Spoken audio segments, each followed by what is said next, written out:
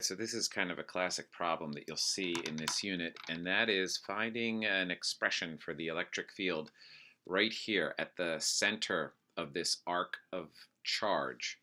And we have to do it using the given variables here, which are that there's a total charge on this entire arc of negative q, and the distance between the arc and this central point here is just lowercase r.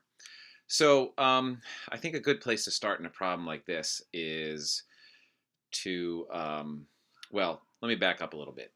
Assuming that this is the formula that we have for the electric field due to a point charge. Just write that in there. Okay, so this is the formula for the electric field due to a point charge. Now, the problem with this situation is that this is not a point charge. This is a spread out line of charge. And so the way to approach this is the calculus method of breaking this up into, theoretically, an infinite number of tiny little pieces.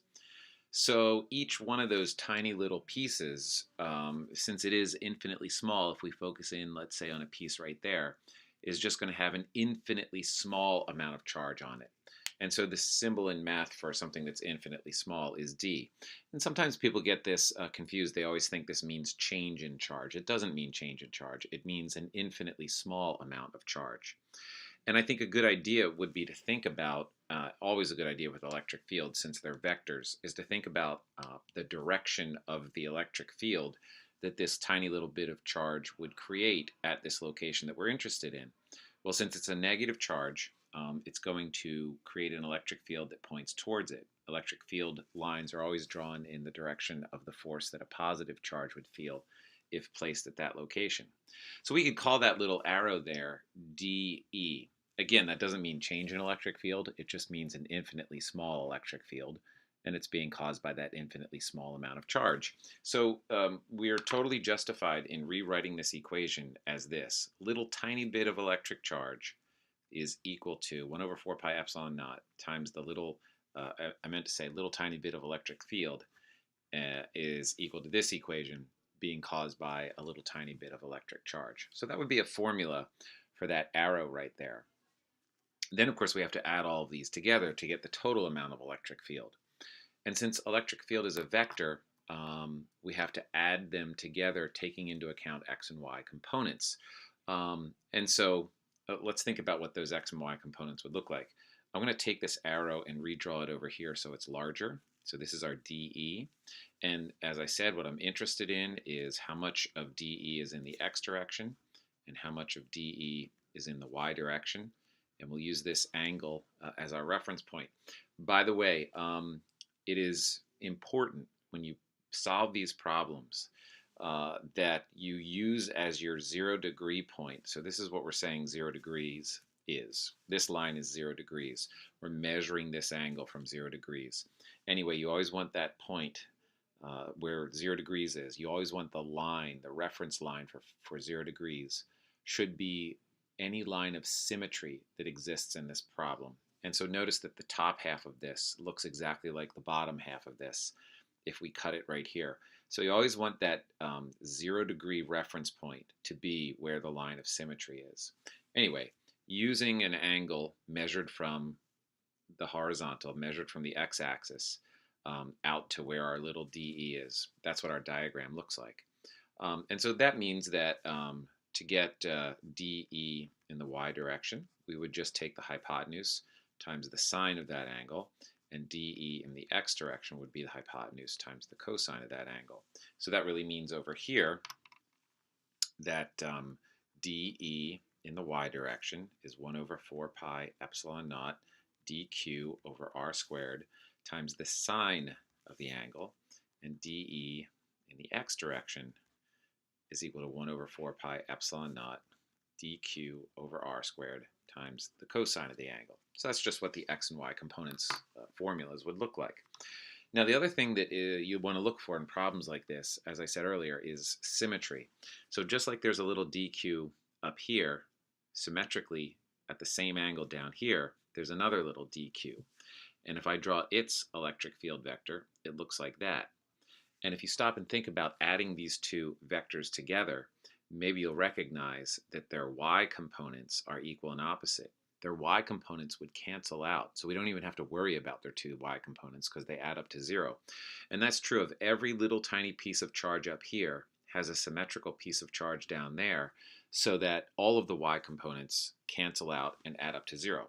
So we don't need this at all. So in order to solve this problem, this is it right here. This is what we have to integrate. We have to add up all of these little x direction electric fields, and so therefore we have to add up everything on this side of the equation as well. In fact, let me do a little bit of a better job of pulling the constants out from the integration sign. So obviously 1 over 4 pi epsilon naught, that's a constant. Actually, the r is a constant as well. Every little piece of charge here is the same r from this central location. And so really what we're integrating is cosine of theta and dq here. And sometimes theta is a variable, sometimes it's not. In this case, theta definitely is a variable. And what is theta here? Theta is basically at what angle each particle is from our 0-degree line. So this particle is at a different angle than this particle, and that's at a different angle than this particle. So as we integrate along this line, these particles are at different angles. So this is a variable in this problem. You will get some problems when it's not a variable, though. And of course, dq is our variable of integration. So now the problem, we have a new problem, is that your variable and your variable of integration have to be the same thing. We have to find a way of replacing dq that has a d theta in it. So how are we going to do that? Well, typically it's done by using lambda, which is the linear charge density. You may get some problems where you have to use sigma, which is the surface charge density. You may get some problems where you have to use rho, which is the volume charge density. So anyway, lambda is equal to q over L. I apologize for a stopwatch beeping in the background, but I'm not going to go find that thing. And just like lambda is equal to q over L, if you have a smaller amount of charge, a dq, lambda is equal to dq over dl. Actually, in this situation, I'm going to call it ds. And the reason I'm going to call it ds is because what we're really talking about is the tiny little length of this arc, the tiny little length of this arc that dq is sitting on. And usually we use the symbol s to represent arc length. So I'm going to call that ds. And so really, L is just a length measurement. It can be any length measurement, and in this case, we're using arc length, or S, as our length measurement. All right, anyway, so now what this shows me is I could replace dq with lambda times ds. So I'm not quite there yet, but I'm getting closer. So remember, my goal is to somehow get a d theta in here. So the next step, and again, I'm going to take this picture and I'm going to draw it bigger over here. So here's our arc. Here's our little tiny ds. Here's the center of that arc. And now I'm going to draw the fact that this is a very tiny angle slice right here. So this represents an angle, d theta. And so there's a relationship between ds and d theta. And it's the same relationship. Let me just pause and not do any calculus stuff, but just look at regular size angles and things of that nature. Let's say we have a circle that has a radius of 2 meters. And let's say along the outside we have a little section, a little arc length that is 0.5 meters long. You can figure out how many radiuses it takes to go from here to there. So we're going a distance of 0.5 meters. Going from here to there is a distance of 0.5 meters. How many radiuses does that take? Well, one radius is 2 meters. And so when you do the math there, it takes 0.25 radiuses, or in other words, it takes a quarter of a radius to go from here to there. And that's actually true even if we did it in here. Because in here, the radius, let's say, maybe would only be 1 meter, but then this arc length would be shorter as well. In fact, it would be 0.25 meters.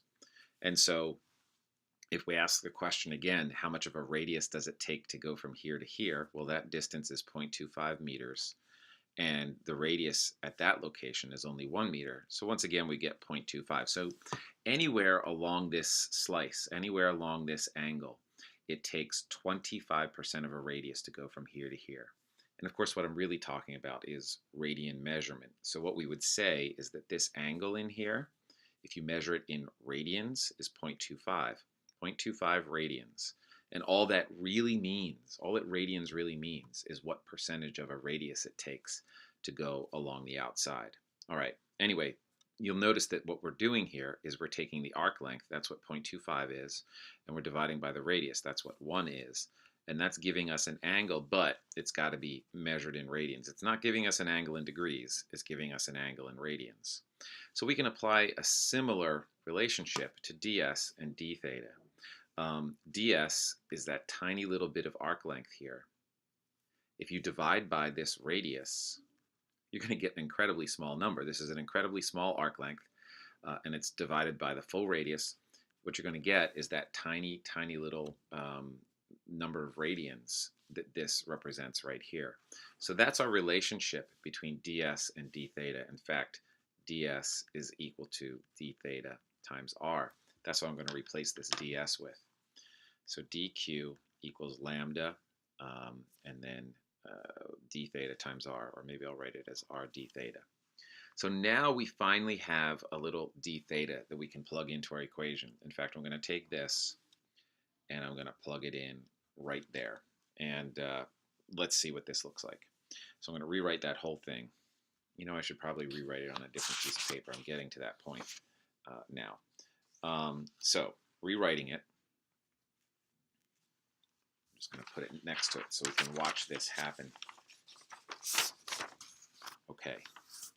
So I'm going to pull out things that are constants. Lambda is a constant, so I'm pulling out the lambda from there. R is a constant, so I'm pulling out the r from there. And then I have all these things here, 4 pi epsilon naught and r squared. And now I have the integral sign, and I have cosine theta. And then down here I had d theta. So if you look carefully, I just replaced dq with lambda r d theta and left everything else there. Okay, I can simplify things a little bit further by taking this r and getting rid of that r squared there. So now we're really ready to integrate, and this is not a tricky integration here, although we have to think about our limits of integration, and let's talk about that for a second, because that's another spot where you can kind of have some trouble. So what I'm going to use for my limits of integration is I'm going to say, hey, let's add things up from right here, the middle, to the edge. That would be from 0 to 60. Of course, then I'm only doing half of this, and there's a whole other half. So I really just need to then multiply by 2. So that's how I'm going to do my limits of integration. Another choice would be to say, let's start at negative 60, and let's go all the way to 60. And that's perfectly fine. I could have a negative 60 here and go all the way to 60. Then I wouldn't need to multiply by 2 because I'm going from one end to the other. The one thing you can't do, the one thing you have to be careful about, is you cannot say 0 to 120. And that might require some explanation, because it's true that this entire angle right here is a total of 120 degrees. So why can't I say from 0 to 120? And the answer is because your integration angle has to match the angle that we were using over here to figure out our x and y components. And so when I drew this picture to figure out our x and y components, I measured that angle from the horizontal. So I was essentially saying that the horizontal is 0 degrees. So I can't suddenly say for this diagram that the horizontal is 0 degrees. And then when I do my integration, say, no, I'm saying that this is 0 degrees and I'm going from 0 to 120. Those two things would be contradictory mathematically, and you would definitely end up with the wrong answer.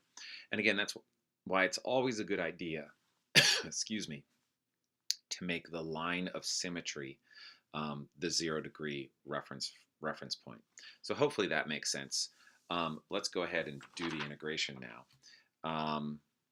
So if we integrate cosine, it's very simple. We simply get sine. And I'll be honest, sometimes I forget whether it's supposed to be a positive sign or negative sign. I'm pretty sure it's positive sine. Should have looked at that ahead of time. But you know what? It doesn't matter, and here's why. Because if we did get a negative, we're calculating a vector here. Electric field is a vector. And I can tell what the direction of this thing is without getting a positive or a negative sign from my equation. I know that when I add up all these x components, they're going to point directly to the right. So I don't need the negative sign to help me somehow figure out the direction. And when you're dealing with a vector, that's all that a negative means, is direction. So I would ignore a negative sign anyway, because whenever I calculate something that's a vector, I use my diagram to figure out what direction it points. So anyway, integrate this, and we get sine. And of course, we still have all of this business on the outside. I guess I can rewrite that. So we have 2 lambda over 4 pi epsilon naught r on the outside. Now it's times sine of theta. Limits of integration are from 0 to 60. So the sine of 60 is square root of 3 over 2, and the sine of 0 is 0. So when I input those limits of integration, here's what I end up getting. And you know, earlier on I should have just said, hey, that's 1/2. Okay, so I have a lambda on the top of the equation. I have a square root of 3. I have, on the bottom of the equation, I have this 2. I have that 2, so 2 times 2. I have pi, I have epsilon naught, and I have r. So just simplifying that a tiny bit more, I have lambda times the square root of 3 over 4 pi epsilon naught r. So we are almost there. And I say almost because we needed to use lambda to make that substitution that had d theta in it, but lambda was not one of our original given variables. So now we need to figure out exactly what lambda is equal to. So as I said earlier, lambda is equal to total charge over length. And all we need to do is figure out the length in terms of the given variables. So once again, thinking about our picture, this is an arc that has a radius of r and is a total angle from one end to the other of 120 degrees. So that formula that I showed you, that I reminded you of on the earlier page, S over R equals theta, that applies to this situation as well. L is really the length of this entire thing, the arc length, the S. So we're looking for S, R is just R, and then on this side of the equation we just need to input a theta. But as I said earlier, this can't be in degrees, this has to be in radians. So really, how many radians is 120 degrees? You can solve that a number of different ways. I like to just use the relationship that pi over 180. So pi radians is the same as 180 degrees. And so in the end, this is just equal to 2 pi over 3. And so that's the number of radians that this angle is. So that means that S over R is equal to 2 pi over 3. Or in other words, what we're looking for, the length S, is equal to 2 pi R over 3. So now I can take that, plug that in for the length, so I get lambda equals Q over 2 pi R over 3, or a little bit more simply, lambda is equal to 3Q over 2 pi R. And put this expression back into this one over here, and we are almost done. So top of the fraction, 3Q, and then there's a square root of 3 up here, divided by, here's a 2, here's a 4, so let's do 8.